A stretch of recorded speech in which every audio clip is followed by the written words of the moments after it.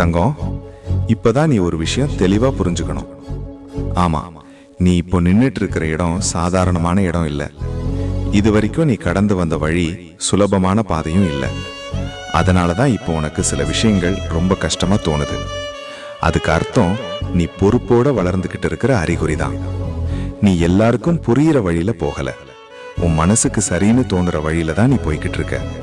அதனாலதான் சில நேரம் நீ தனியா நடக்கிற மாதிரி தோணும். அது ஒன்றும் தவறில்லை தங்கம், அது உன்னோட தலைமைக்கான அடையாளம் தான்.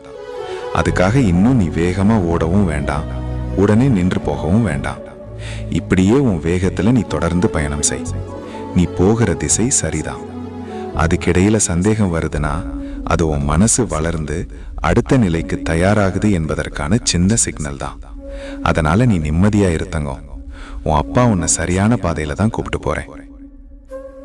ஓம் நம சிவாய.